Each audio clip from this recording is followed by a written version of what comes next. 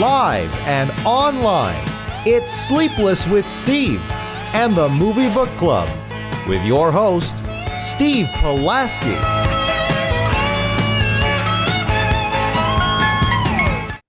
Back and better than ever, Sleepless with Steve. We come to you live and in living color every Wednesday evening, 6:30 Central Time, wherever you may be, however you may be listening. You know, January is a sucky month.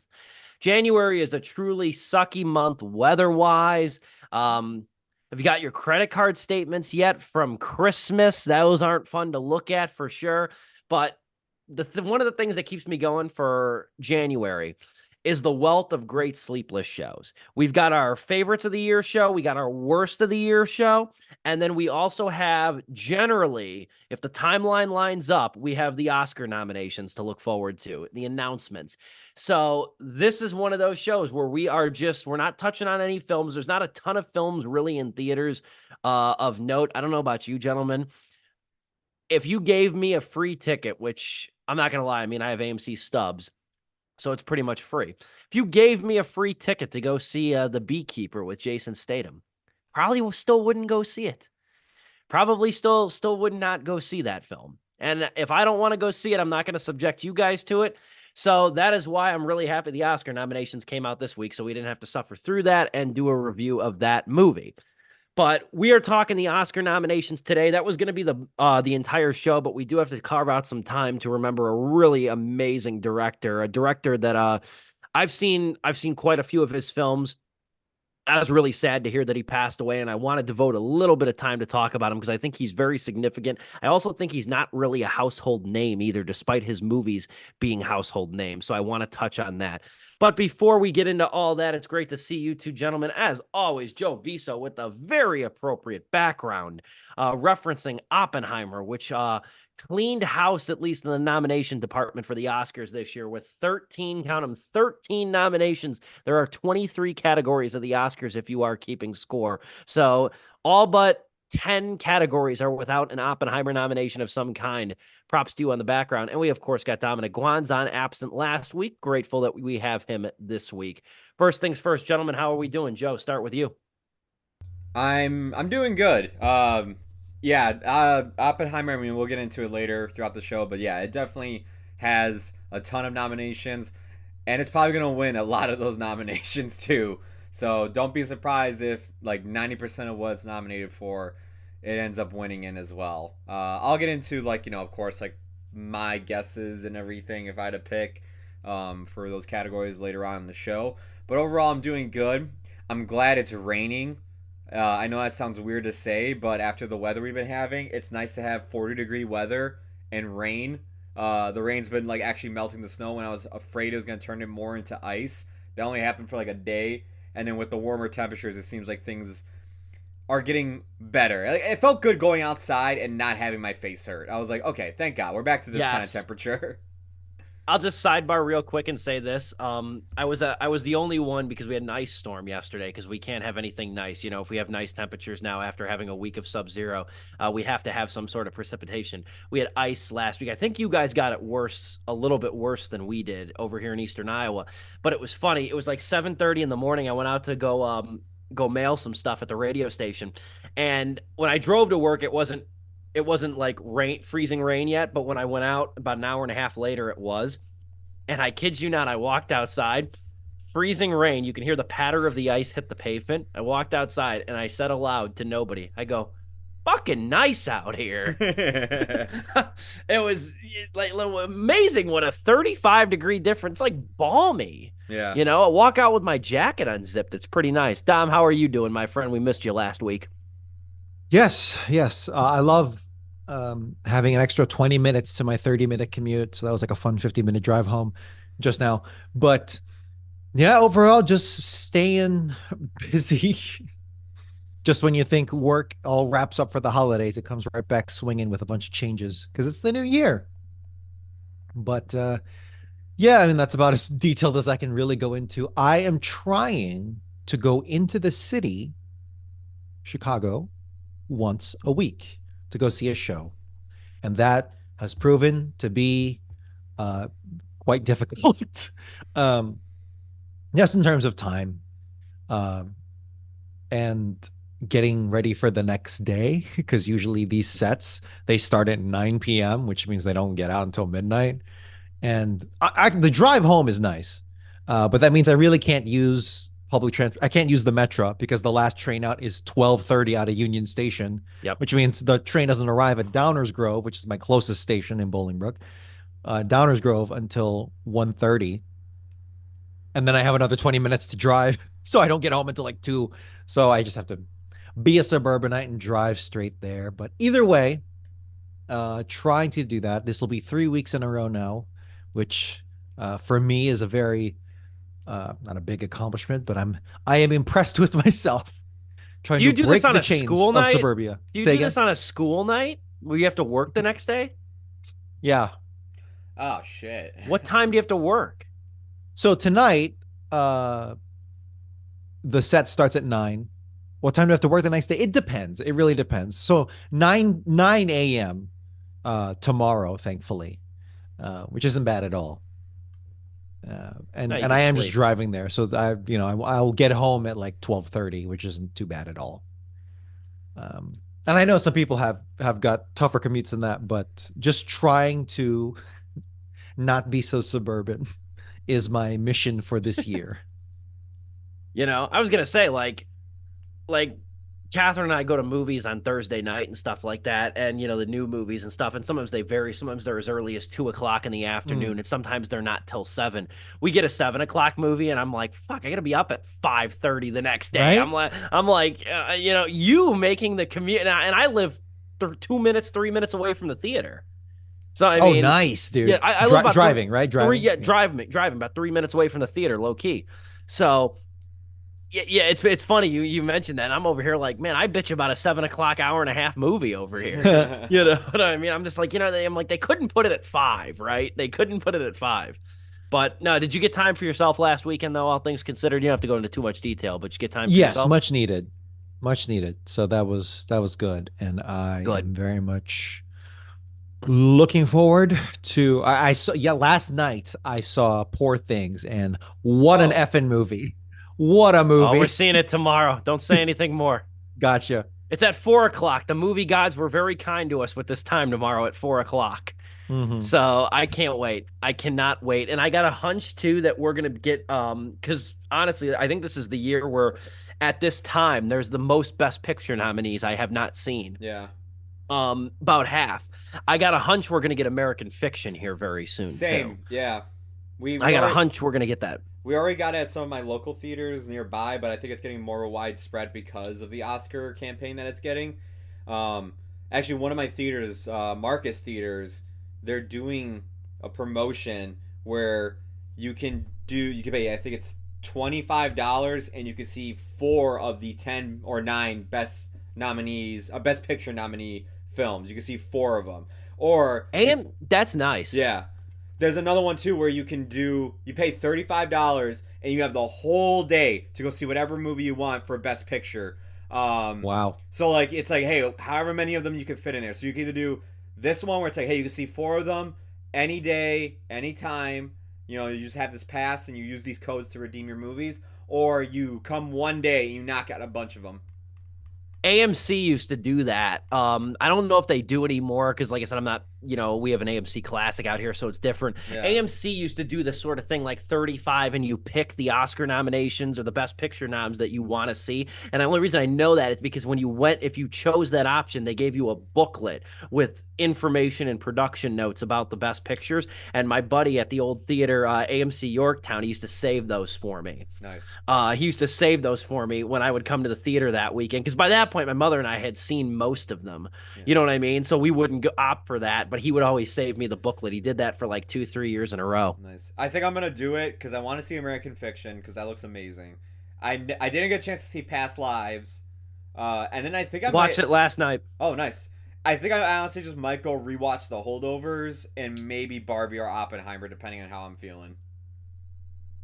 We've got a lot to get into. Before we dive into the Oscar nominations, though, I do want to talk this. It's the first show of the year where we're opening in memoriam, which I hope they don't forget this guy. I don't think they will, but it's fitting. It's fitting in a way because the Oscars always has the in memoriam segment. It's one of my favorite segments every year with the Oscars that just goes over, cycles through everybody we've lost in movies over the last 11, 12 months. Usually plays some music, and I'm a softie. It usually makes me tear up a little bit. And unfortunately, we're going to have to add this man to the slideshow. Norman Jewison passed away this week, age of 97 years old. Now, Norman Jewison is one of those interesting directors. I remember we reviewed Jesus Christ Superstar on Sleepless with Steve. Dom remembers this. Joe, were you there Mhm. for that, or was it just I think me? he was. Were I you there for that, Joe? no, the I don't think you no. were. I was gonna say it was Dom, it was me, you, and it was he who should There was not a be third named. person. There was a third person, but we'll Jag move on. off. But anyway, I um, was wondering because I knew who the director was. I'm like, I wonder if he's gonna get a name drop tonight. jag off. Anyway, Norman Jewison though. Somebody with talent. We'll talk about him for a minute. Norman Jewison, though, outstanding director, one of those interesting directors, too, that does not. I feel like for as many big, notable, noteworthy movies as he directed, he's not a household name. And keep in mind, there's not a ton of directors who are household names. If you really truly think about it, we're movie nerds. We really are. We're movie nerds. We like to think there's some directors. I like to think people know Cooper Rife. Nobody knows Cooper Rife, you know. Hmm. But Norman Jewison, though, director of the Cincinnati Kid, underrated movie. I feel like Jesus Christ Superstar, Fiddler on the Roof, Fist with Sylvester Stallone, shot in Dubuque, I might add. The Hurricane, Injustice for All, directed a litany of movies, different genres. One I keep forgetting too, because I haven't seen it, is Moonstruck with Cher and Nicolas Cage. That's another popular one that he directed as well. In the Heat of the Night from 1967. Uh, Popular director, at least in terms of his movies are popular. Him by name, not so much. Canadian filmmaker, was somebody not afraid to address sort of like socio-political topics in his movies. And I haven't seen a ton of his movies either. I'll be very honest. There's a lot that I need to see. Rollerball was another really good one too. That was sort of this dystopian thriller movie. Have you guys seen it? Rollerball with James Caan? No. It's a really cool movie. It's a frightening movie. It's set in 2018. Keep in mind it was made in like 75. I So love he was that. made in like 75. But it's about like this game that they play. It's like this gladiatorial style game that's popular. It's like the equivalent of football in the modern day. Isn't there a And what really it crappy 2000s remake of this movie too with with LL LL Cool Cool J. J? Okay, yeah. Yes. Yes, there's a crappy 2002 remake, and I saw it. It sucks. Because I watched it when I watched the original Rollerball in 2018. I watched it in that year and reviewed it. But basically, it's this game, it's this sport that's like done in this arena with these balls with spikes, and you lob them at people. And it's frightening. It's really like some in the year 2525 shit. And it's probably my favorite Norman Jewison movie, all things considered. But I want to take a moment to just mention him and talk about him because he's got a treasure trove of filmography. And even when it was around the same time, it was within a year, we reviewed Jesus Christ Superstar on the show. And then I reviewed Rollerball. And then I reviewed the Cincinnati Kid. I reviewed those all within the same like 9 months, not even planning to do it, but I did.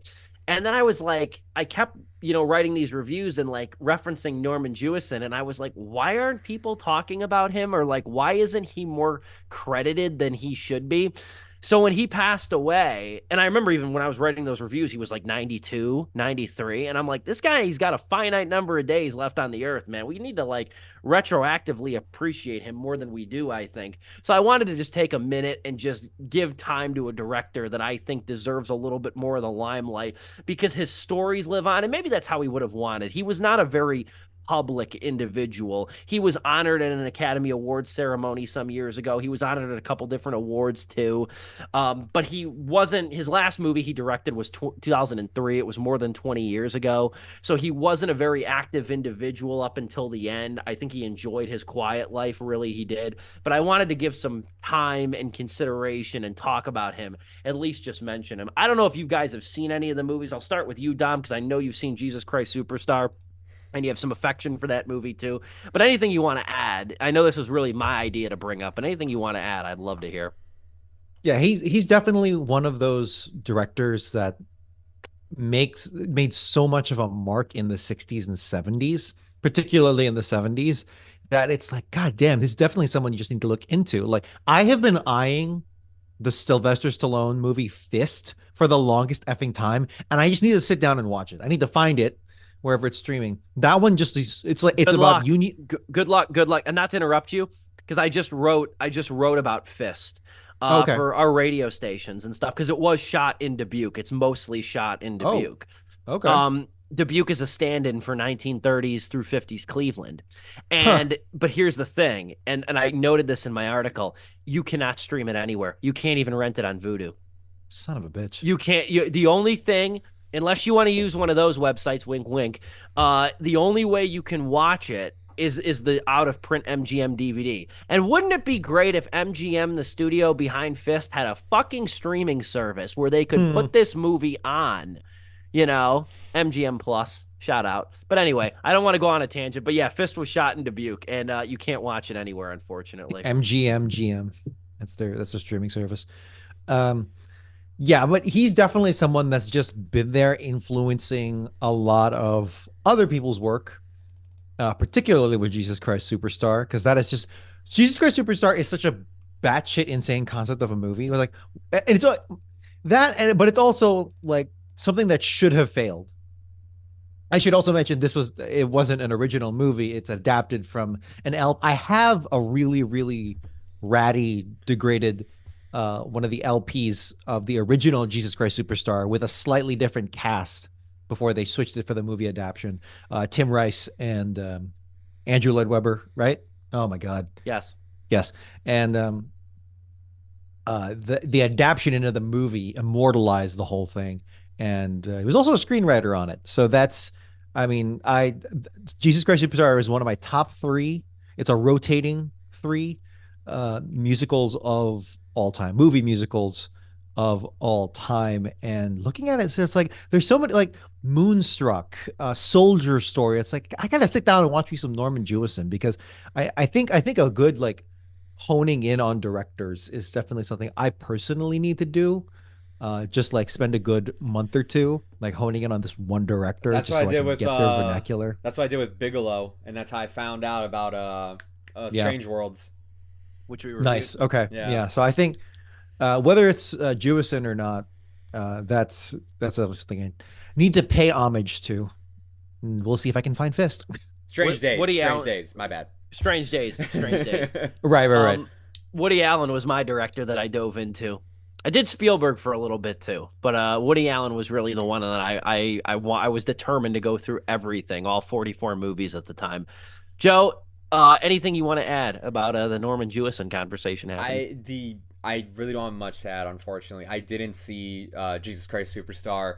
I went through his film catalog, and really the only film that I did see from him is the adaptation of the Broadway musical Fiddler on a Roof. That is the only film I've seen him Oh my direct. God. Yes, I'm sorry, I'm interjecting, but Fiddler on the Roof. I was Tevye in high school. Oh, I You was seem Zero the type. Mostel's. You seem Yeah, the type. exactly. 100%. I had to wear a fat suit. Um, uh, can I still do the accent? No, I can't. But yes, Fiddler on the Roof. That's a good movie. That actually has a really good score it as well. does. Man, 71 and 73. They were right next to each other. He did both of them. Mhm. Yeah. Good God. Yeah, this dude is awesome. Duh. But like, wow. Okay. Yeah, no, a hallmark of 70s cinema, Yeah. particularly movie musicals. Damn. And really, movie musicals are so unmarketable these days. That's just because I did listen to your Mean Girls conversation, and it's like, yeah, they really did hide the fact that it was a musical, Mean Girls.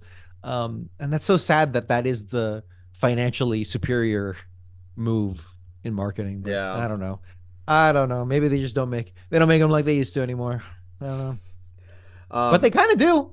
They kind of do with like In the Heights and West Side Story. So whatever. Yeah, and then they marketed it like a musical, and look what happened. No one went to go see it because apparently there's like a Mhm. musical hate out there.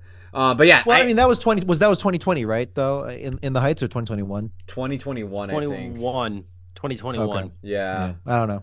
Now I get it. Yeah, I mean, like people going back to the theaters, of course, but even like streaming wise, like I don't think they even did that well. Like when West Side Story went to Disney Plus, and when they had the same day air for In the Heights for HBO Max, like I think Mhm. even streaming wise, they weren't that good. Um, but yeah, I mean, it is. I mean, you guys were saying this is a catalog you would like to go through. No, I mean, he's always been there in the back of my mind of, oh man, that's a director I would love to just sit down, choose 5 films that people consider some of his best, and just see where I can go with. Like another film, it's Moonstruck. That's another film that everybody always brings up to me as like one of his better films too. Yeah. Um, so I definitely do want to sit down and do this sometime, like I did with Bigelow, and many other directors too. Spielberg I'm gonna jump on that real quick because you mentioned it, Steve. Spielberg's a fun one to do because when you get into his early work compared to, like, I'm not saying his later work is bad, but when he became the blockbuster Spielberg, it's really cool to see the comparison from early Spielberg to then blockbuster Spielberg. Um, and Of Norman course. Jewison, yeah, and Norman Jewison's like, man, he's got a lengthy directorial career that I would love to check out at some point. Over 40 years.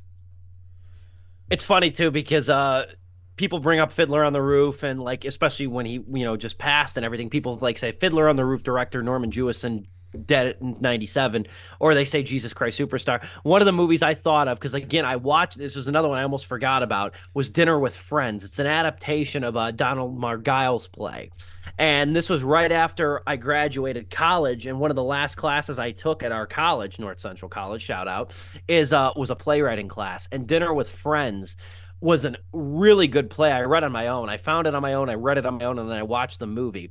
Listen to this cast right here. This was an HBO movie. Dennis Quaid, Andy McDowell, Greg Kinnear, Tony Collette. Really good movie. I'm just going to say that right now. It's called Dinner with Friends. It's based off a play from 98. This came out in 2001. I don't want to give away the plot, but it's about two married couples. Really good play. Really good film. And it was interesting too because it was after we watched Jesus Christ Superstar for the show, and it was after I'd seen, I think it was after I'd seen Rollerball even too. It was like, it's just so interesting to watch him direct this small scale, mostly shot in like 3 different settings type of movie. And it was really good.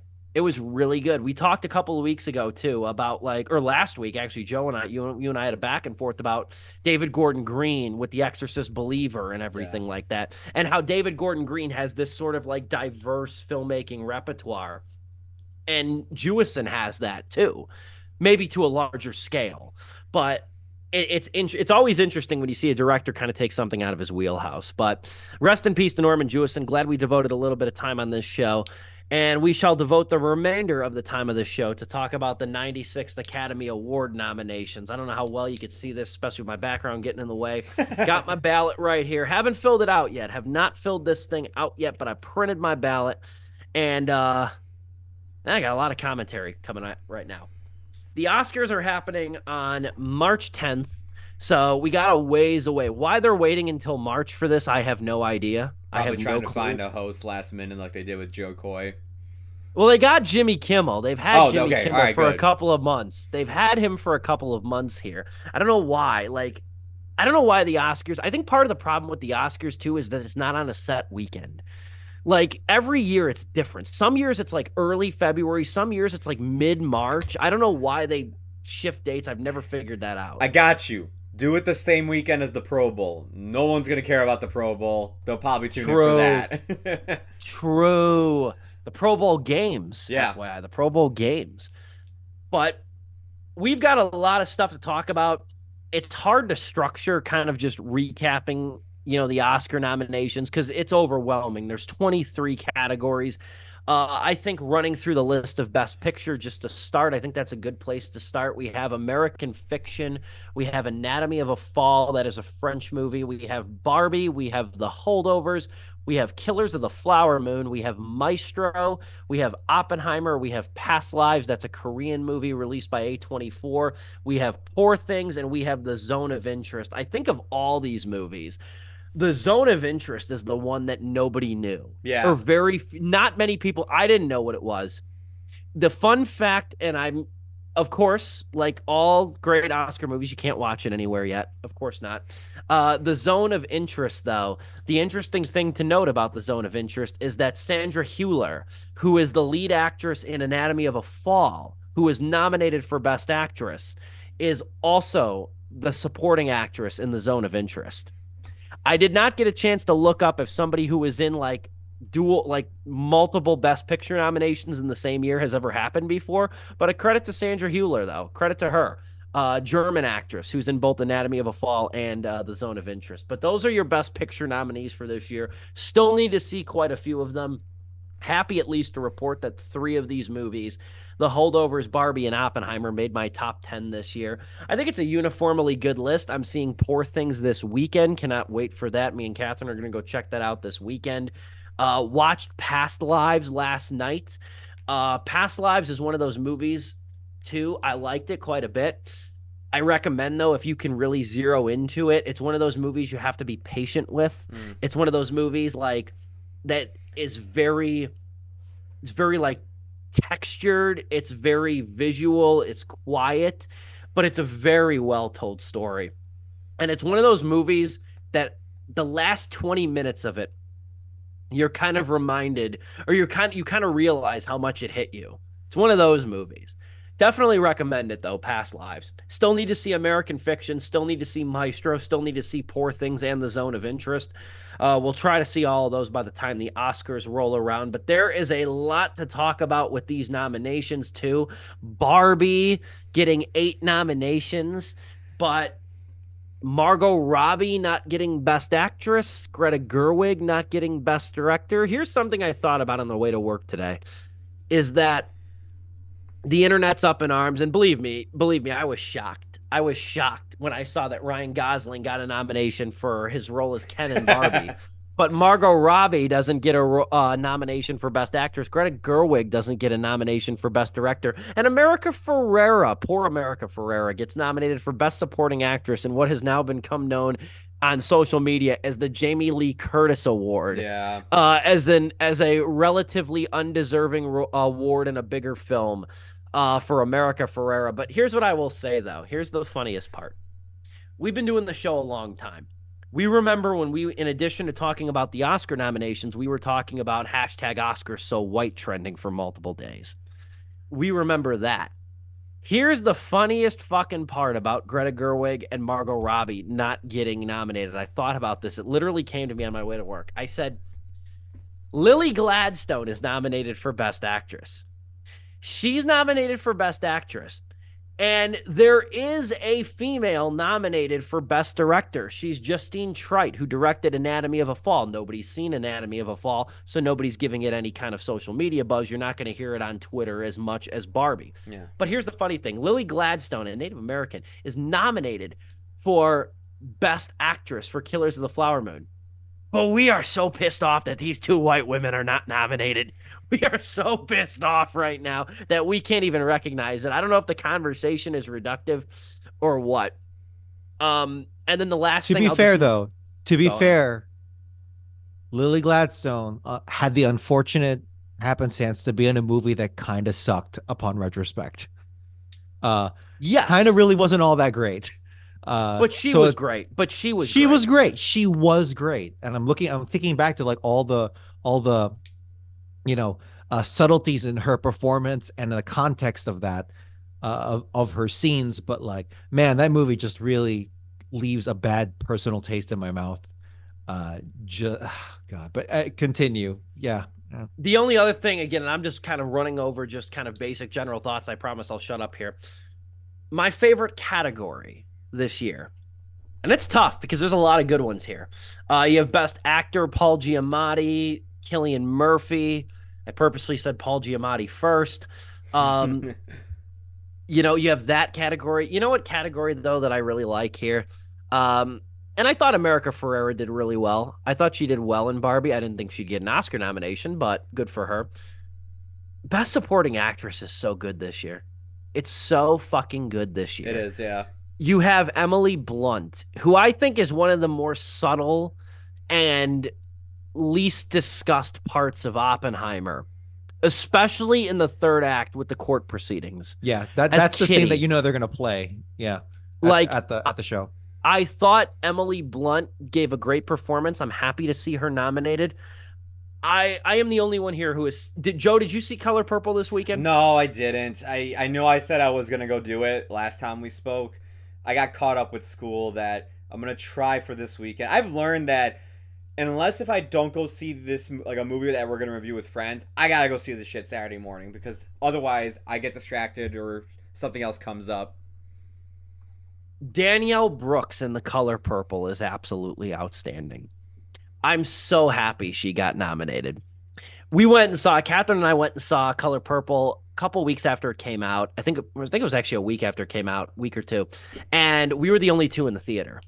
I live in Eastern Iowa. We were the only two in the theater, and Danielle Brooks blew us both away. She plays Sophia in Color Purple. That was Oprah's character in Steven Spielberg's movie. She is absolutely outstanding. She makes the role her own. She's funny. She's the emotional core. She has a lot in common with Divine Joy Randolph of The Holdovers, who is also nominated for Best Supporting Actress. She has a lot in common with that performer. That same character and that same role and the way she delivers that performance. I was so happy to see Danielle Brooks. I hope she gets a lot of roles because I think Danielle Brooks, I think we're going to look back on her Color Purple performance and really be blown away by all that she did. She can sing. She's got a powerful voice, and she is responsible for some of the most emotionally stirring, funniest moments in The Color Purple. And Oprah, and again, I'm not trying to get into an Oprah Winfrey versus Danielle Brooks debate of The Color Purple here, but the difference is, though, with Danielle Brooks' Sophia, I really felt the comedic brashness of her performance and that character brought forth in this new Color Purple movie. And it's not a perfect movie by any means, but Danielle Brooks is perfect. And I was so thrilled to see her get a nomination for Best Supporting Actress. I didn't know what kind of buzz The Color Purple was going into award season because it came out so close to the nominations, but I'm really happy to see her get a nomination here though. I think it's really outstanding. That was my long monologue of just basic overview reactions. I feel like I hogged the air on this. Should we take a break and come back? Yeah, I think so. So That way, whoever speaks next doesn't have to take a break or try to rush through their thoughts before the break.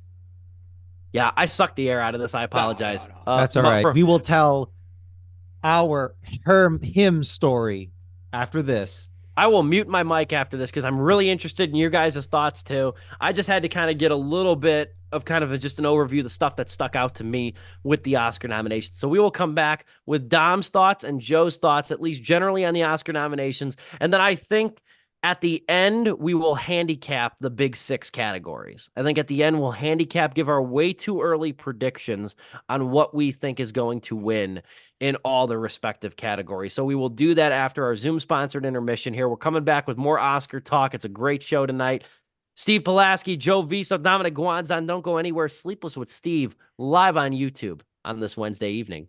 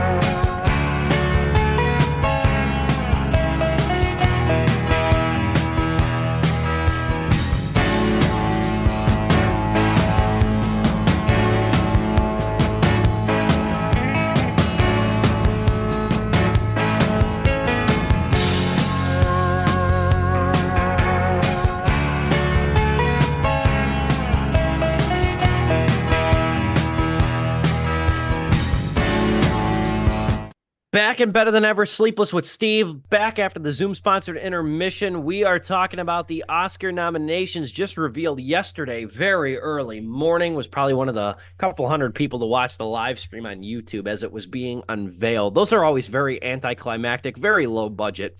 And we'll never It's get an a empty good room, right? It's just the hosts.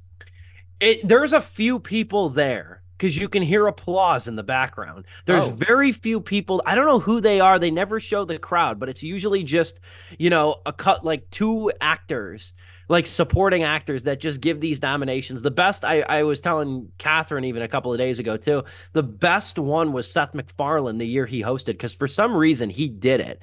And they usually That makes never. sense. They never had the host do it, but that year they had Seth MacFarlane, and he started it. He goes, they start it like the Oscar live stream on YouTube. He starts it, and he just goes, he goes, all right, we're gonna get the show on the road because the only people up at this hour are either flying or having surgery.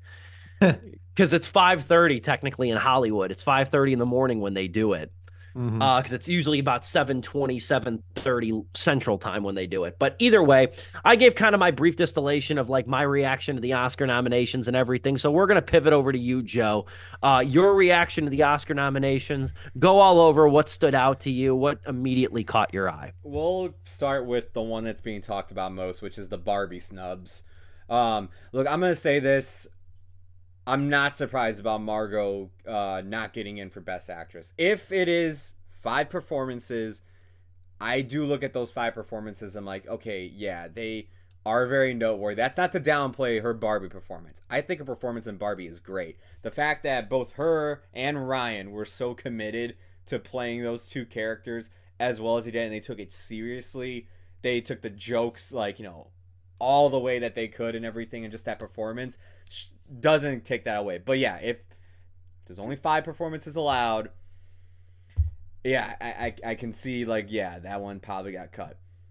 With that in particular, with Barbie, it's like, yeah, you may not get the gold statue, but you'll never buy the streets. Yeah. Everyone fucking will always remember Barbie for what that was in summer of 2023, no doubt. And also, no matter what, everyone's just gonna lose to Emma Stone in Poor Thing. Thank you. Jesus Christ. As much dude, you know what's gonna suck too, because film Twitter, because that's where I was at this during my lunch break, just reading all the tweets. They are so up their own ass today, especially just attacking Barbie like crazy, saying that every day, saying that Barbie's a crappy film now. It's the popular film they hate now. I was like, okay, yeah, I knew it was eventually gonna happen. I hate to be that person, but Barbie got 8 Oscar nominations and didn't deserve any of them. Yes, I've seen them. Yeah. Okay, yeah, we had to reach this point eventually that because it became the highest grossing movie of the year, they had to go and crap on it. It really promotes Mattel. It really doesn't though either. It also had a big... It does, but yeah, it could be a lot more craven about it. It also has I was just about that specifically. Yeah, go ahead, Joe. Sorry, finish your point. No, you're fine. I just had beef. It's not like and saying this beef ain't gonna get fucking nowhere unless if I'm just on Twitter one day and I see this with somebody putting the caption these guys don't know what the fuck they're talking about. Look, this is how I'll say this, is that film Twitter for years bitched and moaned that mainstream films don't have anything smart to them, don't do anything original, don't do anything out of the ordinary. We get a film like Barbie that says something smart about, feminism and male-dominated societies. It's a very weird movie by ordinary standards. And the amount of effort that went into the costumes, the sets, the music, everything performance-wise is above almost every blockbuster I saw this year. Or last year, I should say. And of course, you gotta go and bitch about it. You bitch about that we never get a film like this, and we get it, and then you bitch about it. Anyways, Dom, actually, I'll let you go, and then I'll go on to the nominee thing. They're just pining for something that they don't even know what they want. I'm gonna hard pivot to music, because we, and particularly me as the actual person who went to school for music, we gloss over music in film a lot here on this show, and sound as well. So if I can find the actual, there you go, music, original score, not the song, but score. I think So I've seen actually all of these movies except American Fiction. Um, American Symphony. Unless American Fiction has something like outstanding about it, it's really down to Oppenheimer and Poor Things. Oh, I'm sorry. Oppenheimer with Ludwig Göransson and Poor Things is Juriskin Finch. We're going to talk about this in the review next week, but Poor Things has really cool motifs, a Yeah. really cool like score. Those like bendy strings with like constantly like you hear that theme, you instantly recognize it at least by the fourth, fifth time you hear it, and it does not wear out, and it's so good. But Oppenheimer again, strings, the orgy of strings as like all this action is rising. Those are movie moments that deserve these kinds of awards. So it really is for me down to those two. I don't remember much of Killers of the Flower Moon's score.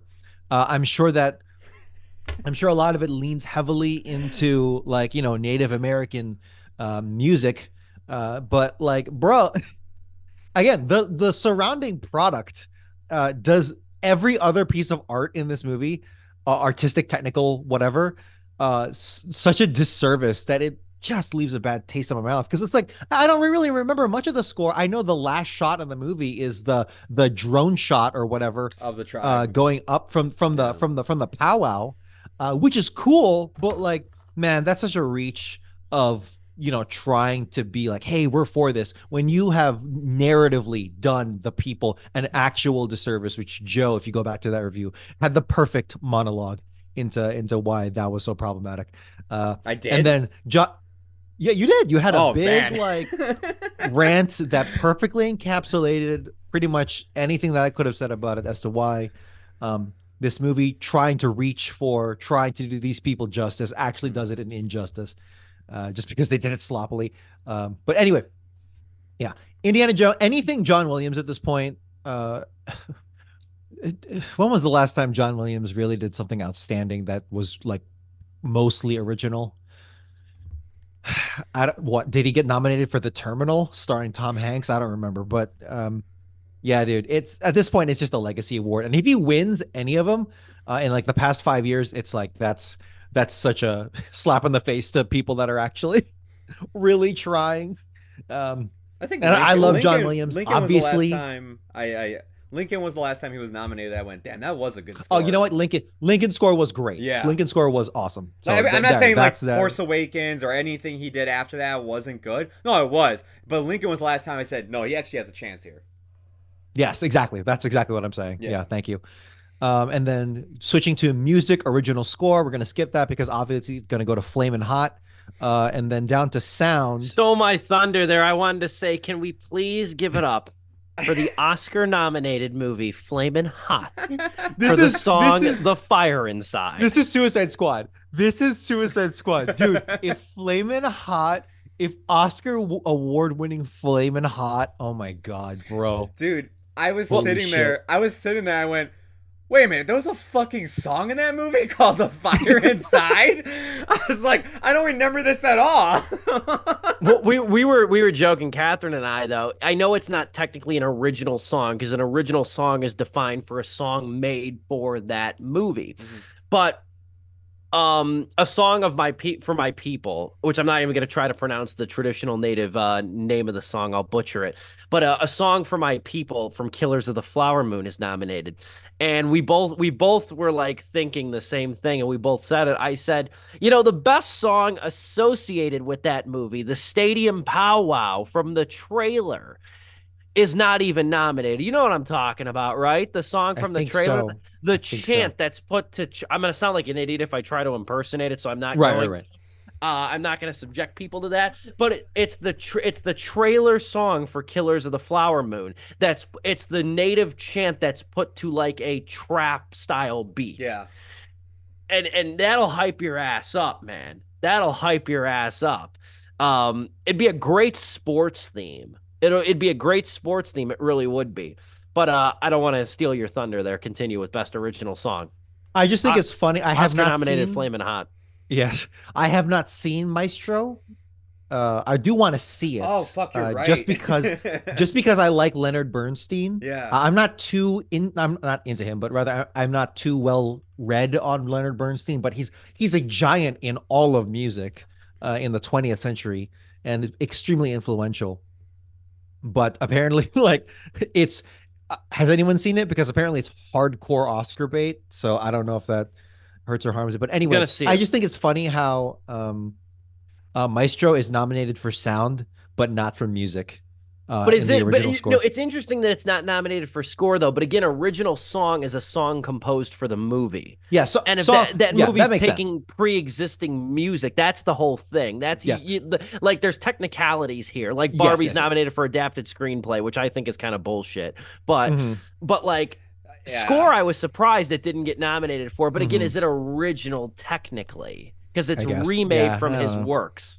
That is true. And you know what? Where Tar was original music. I haven't seen it. I haven't seen it, but Maestro, the creator, get the hell out of here.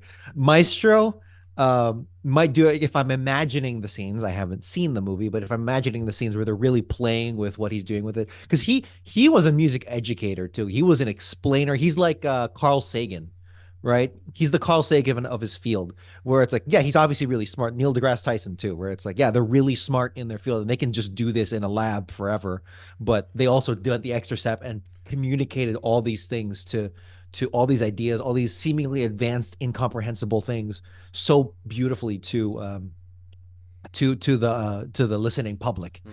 So it's so Maestro has a shot, I'm sure. I don't know. Did you guys see Mission Impossible? Uh, yeah, yeah. Do you think it has No. a shot against Oppenheimer? Yeah. No. Um, maybe for effects, yes. But I think like if you don't mind me taking over for a little bit, Yes, um, yes. Please go. like if we were to look over at visual effects, I honestly think it's gonna go. I would not be surprised if the creator gets this one because of just how much of a buzz the special effects like articles were going around for that one.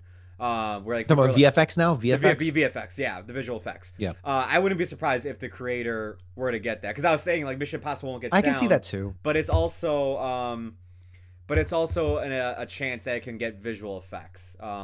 The Mission Impossible is what I'm saying. But I think creator has that one slotted in. That's another category. I look at all those now. I haven't seen Napoleon because I was waiting for the Apple TV director's cut, and I thought it'd be a lot sooner than it actually is. But I look at the visual effects category, and I think everybody in there definitely deserves it. Going back to Barbie, the thing I was going to say before I got on a side tangent about Film Trader is, yeah, I do think it's a big shame, though, that, like, I did see the Margot Robbie getting kind of snubbed coming from a long way. But I'm actually surprised about Greta Gerwig getting snubbed about Best Director. Because Yeah. I am too. I was like, man, this is the movie that she basically like campaigned for to direct. She basically took it and made it into what we got. It went above and beyond everything that people were like, what a live action Barbie movie could be. I mean, like, if I would have pitched to you, like, let's just say in 2019, there's going to be a live action Barbie movie. At the time, there was that, but let's just pretend there wasn't. You would have a whole different movie in your head than what we got. I guarantee it. There's no way you would have thought of the movie that Gerwig put together. Now, yeah, of course, you could say like, oh, that's more ode to screenplay and everything. But I also like, I'm like, man, she made Barbie World come to life. There was so many like fucking themes she tackled in one movie and everything. And while yes, that every theme got like, you know, the spotlight or really got the same treatment as some others, it's still like a very bold movie to do something like it's a very bold move, I should say, to do something like that with Barbie. Like I was like that Definitely over Scorsese for Killers of the Flower Moon. I won't say Boot that. that dude from no. Boot that dude from this list. The shocking thing of that, though, with Greta Gerwig getting snubbed, is that Greta Gerwig. I mean, I've followed Greta Gerwig now, I think, like 13 years. I remember when Hannah Takes the Stairs came out, Shit, I when she remember was Frances an actress. Ha. Frances Ha came Yeah. out a year later, Mistress America, like when she was an indie actress and stuff. And she was so fun to follow because her projects, she was fun and her projects were fun too. Yeah. But then she pivoted to directing, and Lady Bird got a lot of Oscar nominations. She was nominated for Best Director. Then you had Little Women, which I was more mixed on than a lot of other people, Same. but be that as it may. Little Women got a lot of Oscar nominations. Now, she was not nominated for Best Director for Little Women, but she was for Lady Bird. So it's not like she's come out of nowhere. I think the surprise of this, and it's no slight to him, I haven't seen the movie. I hadn't heard of the damn movie until less than 48 hours ago. But the surprising thing was Jonathan Glazer for The Zone of Interest, because I had heard nothing. It's very rare. This is the first time that I can remember where a movie was nominated for Best Picture and I heard nothing about it. Yeah. I did not know what it was until it was nominated for Best Picture. Like even movies like I remember past years, like Jojo Rabbit, last Women Talking. Like I'd heard about them and they were gaining traction at the Critics Awards. The first time I heard of The Zone of Interest was when it was nominated yesterday. Same. And I think that's what caught a lot of people off guard. Scorsese, Nolan, Yorgos Lanthimos getting nominated for Poor Things. That was to be expected, I feel like. Justine Triet for Anatomy of a Fall. That movie has gained a lot of steam in recent weeks. It has. If she wasn't nominated, would have been an all-male. Wasn't directing. shocked. But Greta Gerwig without Barbie, I was more shocked about that than Margot Robbie, because if you look at Best Actress was pretty damn stacked. Yeah, it really was. That makes sense. That's why I was going on then again side tangent, but like it was stacked. That like I was like I could see that coming. And it's just like, look, I hate to say it, but like, yeah, I mean, like, you know, between her and Ryan Gosling, I mean, fucking Ken stole the show in here in the movie at points, man. Like I hate to say that about the Barbie movie, but he really did at points. He really gave. You could argue that Ryan Gosling getting a nomination for his role as Ken in Barbie, and Margot and Greta not, is what Barbie's about. True. Yep. There you go. Again, you can't buy the streets. Actually, one of my favorite memes I saw is to quote Dominic Toretto. One of my favorite memes I saw was from Booksmart, where it's just like Margot Robbie did get nominated as Best Actress, and it's one of the characters from Booksmart going, "She's the titular character. How is this possible?" Another one that like this, I was actually shocked about this because like, not that I'm crazy about this movie. I think it's a fine movie for what it is. I had fun with it and whatnot. I was surprised Mario Bros didn't get nominated for animated feature. Not that I'm campaigning for it to get nominated, but like I was actually surprised. I was like, all right, the Oscars took animation seriously this year. And they directed, got it. And they directed. They nominated Robot Dreams. They nominated The Boy and the Heron. Nimona, the one on Netflix that I've been like, hey guys, check this out. Like, you know, it's really cool. You know, stuff like, and of course, yeah, Spider-Verse, which that's probably going to be one that wins. Not that it doesn't. It could be Boy and Heron because has Miyazaki. Has he won? I don't think so. Did Spirited Away win? I thought it did. I thought Spirited Away won. It was nominated, but anyway, it did win actually. It did. Okay, yeah. Good. As somebody who saw a little bit of The Boy and the Heron because I snuck into it while waiting for another movie, I was sitting there. I'm like, this is good, but this is slow burn Miyazaki, where it's like, I appreciate it for what it is, and maybe when I watch the whole thing, I'll have a different appreciation. That's why I'm not getting my full thoughts on it. But it's like, I definitely see, like, just from a little bit I saw, I'm like, okay, well, Spider-Man Across the Spider-Verse, in terms of animation especially, went above and beyond, like, everything that, like, an animator could do, and probably even overwork themselves.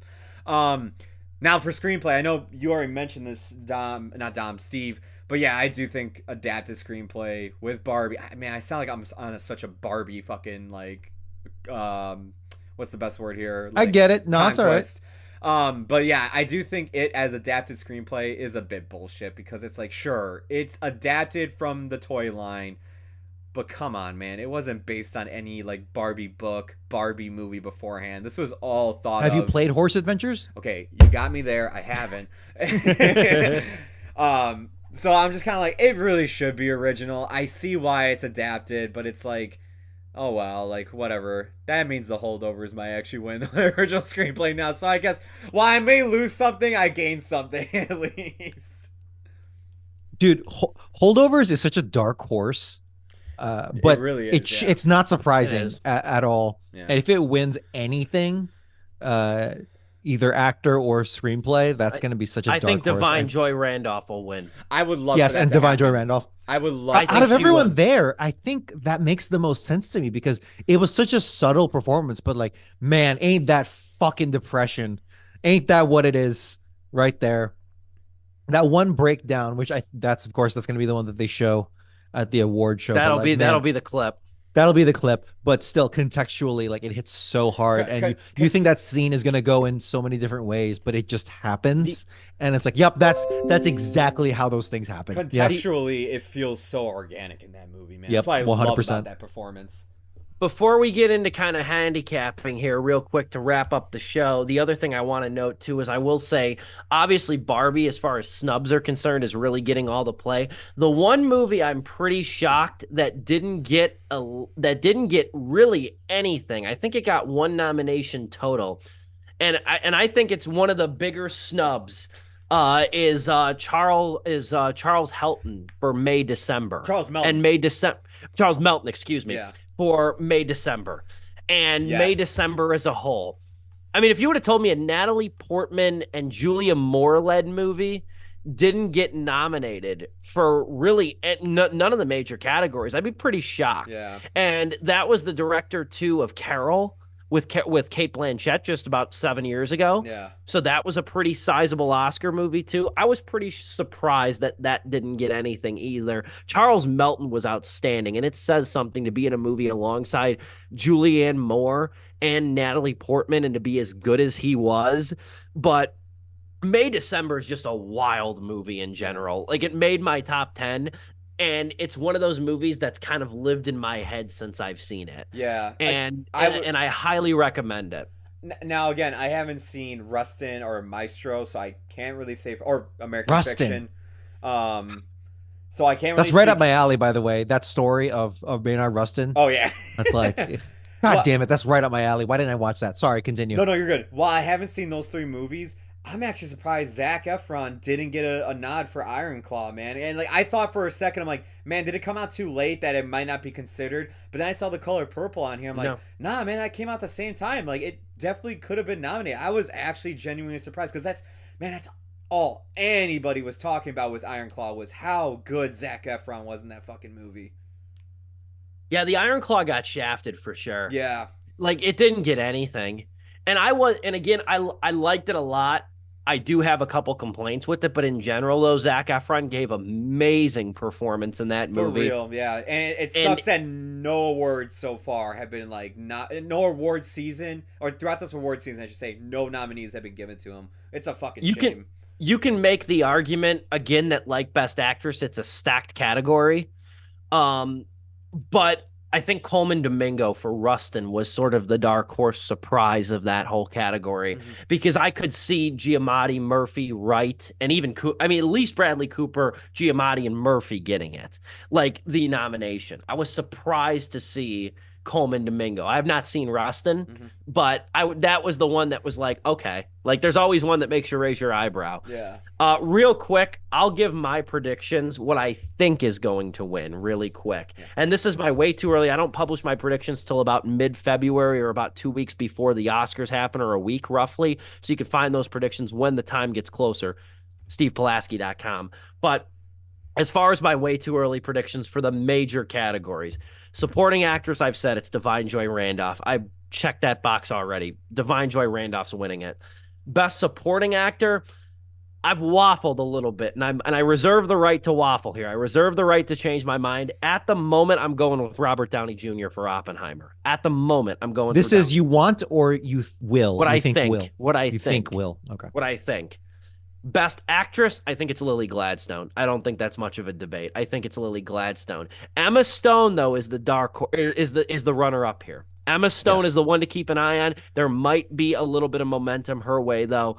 I think it's Lily Gladstone. Best actor, it's Cillian Murphy. It's been Cillian Murphy. It's been Cillian Murphy since the Oppenheimer fucking trailer dropped. Yeah. It's Cillian Murphy for best actor. Best director, it's probably Christopher Nolan. I say probably because I think there's a chance for Scorsese. I think there's a chance. That's so upsetting if he wins. Ugh. I think there's a chance. Now, keep in mind, Scorsese's only ever won Best Picture once. Yeah. Once, and that's for The Departed. Yeah. Keep in mind that as well. For Best Picture, at this moment in time, I think it's Oppenheimer. Killers of the Flower Moon, I think, is probably second place. And I think The Holdovers is third. Yeah. I think if it was a 3-horse race and they gave you the gold, silver, and bronze, I think it would shape up Oppenheimer, Flower Moon, holdovers. I'm going with Oppenheimer right now. I reserve to change my mind on any of these picks. You can find the final ones at stevepulaski.com. Joe, then Dom, what are your predictions for those categories? Supporting actress, 100% agreed. Divine Joy Randolph for the holdovers. There's I as much I know you guys said Emily Blunt, and I do love her performance in that movie. There's just something about Nolan though when it comes to women characters. It's like they kind of get like left behind in the script a little bit. Yes, and it's like 100%. it's because of Emily Blunt that like she stands out, and even Florence Pugh to an extent. That she gets like she stands out above like a lot of Nolan female characters. But it's just like that performance is kind of what saved that role. So yeah, she definitely deserves it, the nomination at least. But I think Divine Joy is gonna get the win. Best supporting actor. This is a fucking tough one, man. Because I like 4 of these performances, and I love Sterling K. Brown as an actor. Same. Fuck, man. Look, I'm gonna say it. It's gonna be Robert Downey Jr. Don't be surprised if Robert De Niro comes in last minute swooping that thing in. I'm gonna say that right now. Do not be surprised if it's De Niro, because I would not be upset. I wouldn't be upset either. Again, I thought The Irishman was a better performance, but he was really good in that movie. Best actress, yeah, it's gonna go to Lily Gladstone. Are you kidding me? If she doesn't get it, the amount of shit Emma Stone will get for winning that award, deservedly so, winning that award, not getting shit from people. She, in my opinion, yeah, it's like my lock in for my favorite performance of the year. But Lily Gladstone, I mean, like, dude, it's a Native American. It's an amazing performance too. It's like I just see that being a PR disaster if Lily Gladstone doesn't as if win. the Oscars hasn't had those in the past. True, 5 years. yeah, we did have that. As if they're scared of that.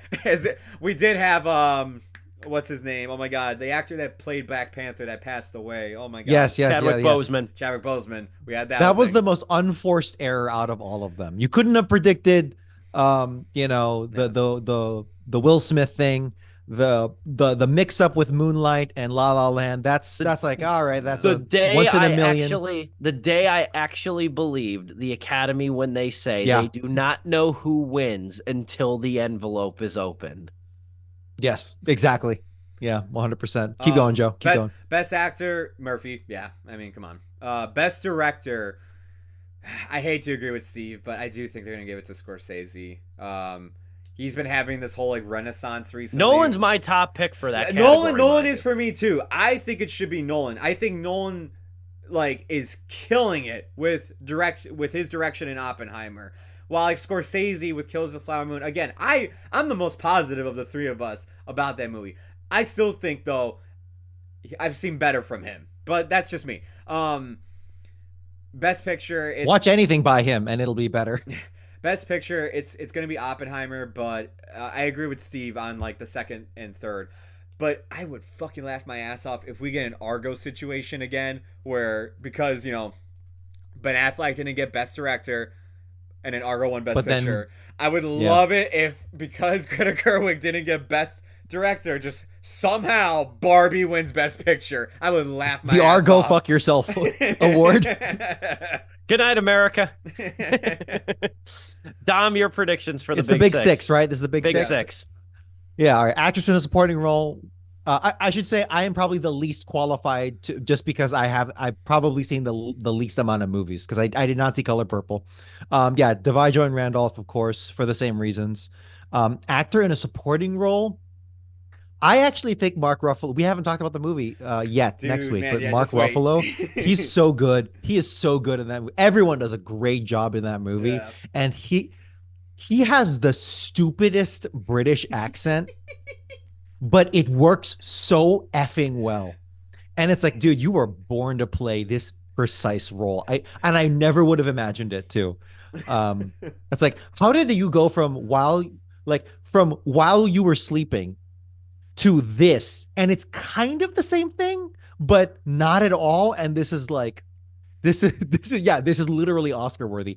Anyway, everything you guys said about this category, but I think I kind of just want Mark Ruffalo to win it, just because it's I love absurdist humor done well. But I'm getting into a I'm getting into a whole review for that movie. All right, actor in a leading role. My heart wants Giamatti, but my mind knows it's going to be Murphy. Um, and then actress in a leading role. I think Emma Stone has a. Again, I actually think Lily Gladstone, in terms, okay, if you remove the which you can't because that's the whole point. But if you remove the aesthetics or the PR whatever of it all, I just think Lily Gladstone gets fucked because she's in a really, really not great movie. Uh, like her performance is, and I know that you can have a shining diamond in a pile of crap, but and she absolutely is. Same with De Niro, but I don't know. I just like it's such a letdown that I kind of do want to give it to Emma Stone for in terms of like what my assessment. And funny thing, I've only seen those two movies, Killers and Poor Things. So I really can't comment on anything else. Director, yeah, I mean, Steve said it best with the fact that you'd think that Nolan makes historical movies like that all the time, and it's just pitch perfect. It's like the last 10 movies he's done, you feel like would have been. So for that, it definitely goes to him for me, and it's my number one movie of the year. So not at all surprised. And then best picture. This is a tough one. I mean, I actually looked up the history of this. It's always been like 10 movies since like the 30s, the 1930s. Yeah. I thought they stuffed it, but no, it's always been like, except for like the first Academy Award where it was actually 2 movies. Not necessarily. It's been It ebbs and flows. Did it ebb and flow? It's ebb and flowed because Okay, I mean, okay. 2005 there was a stretch in the 2000s. There was only 5. Okay. There was only 5. It was Okay. I think 2010, the year Toy Story 3 was nominated for Best Picture, was the year they started doing 10. Yeah. Got it. I remember that. I said to myself, man, wouldn't it be fucking funny if Toy Story 3 wins Best Picture? I really want to see. I literally did not know about Zone of Interest until this show, but I kind of do really want to see it now. I do But too. between Poor Things, Oppenheimer, Killers, Holdovers, Barbie, that's a 50% rate. So really goes to show how much movies I watch. Um, yeah, I gotta give it. I gotta give it to Oppenheimer, just deservedly so. Um, Definitely not gonna go to Killers. And yeah, that's the thing. Barbie is captured the heart of America of America, of the movie going public. But the fact that it isn't nominated and maybe won't win that many awards at all, I'd be surprised if it walks away with 1 or 2. Um, but I think it might that get outcome. costume, honestly. I think it might get costume You're and right. The original technical song. awards. You're right. You're right. The technical awards. But out of the big 6, if it doesn't win any out of the big 6, I that don't won't know if it surprise will. me. And like Steve said, kind of deservedly so, because it's not mid. It is a great movie. For me, it's a great movie. But compared to it's like, this is what I want Marvel to be. And by that I mean this is the kind of like level of quality, level Yeah. of commentary, level of subversion to a degree, as best as you can do for big blockbusters, for franchises, stuff like that, for cinematic universes. I wish every Marvel movie, every DC movie, every whatever Indiana Jones movie, I wish all of them could reach this kind of level. You know what I'm saying? But it's no way it's going to win in this category. I like how we ended with our predictions. Before we wrap up the show completely, I'm going to give you a little bit of trivia right here. At age 91, John Williams extended his record for the most Oscar nominations for any living person for Indiana Jones and the Dial of Destiny. Joe, do you know the number? Don't say it if you know the exact number. No, I don't. I don't know. Take a guess. Take a guess, Joe, and then Dom. Take a guess. How many Oscars? Most Go ahead, Oscar Joe. nominations for any living person. Take a guess. 52. You're under. Dom. Fuck. Holy shit. Wow. I knew it was a Okay. lot. I was like, shit. Yeah, you're right. You are right. I'm going to say 70. You're over. Joe, you were very close. It's 54. Yeah, man. Actual real tail price. 50. Baby. Every year he's just getting noms. And the last thing I'll note, Danielle Brooks became the second actor nominated playing the role of Sophia from The Color Purple, because Oprah Winfrey was nominated back in 1985 for her role in Steven Spielberg's movie. And Martin Scorsese has become the first Letterboxd user to be nominated for Best Director and Best Picture. That is our show on this Wednesday evening. We are predicting the Oscars, and we will talk the Oscars a few days after they air. March 10th is the date. Do not miss it. Oscar Sunday, one of the best Sundays of the year. We will be here chatting about it. In the meantime, though, we will be back next week for a review of Poor Things, one of the Oscar-nominated films this year. Dom, great to have you back this week, and sincerely appreciate your input. Offered a lot of great commentary per usual. For me, Joe Viso, Dominic Guanzon. We'll be back next Wednesday, same time, same place. Until then, this has been Sleepless with Steve.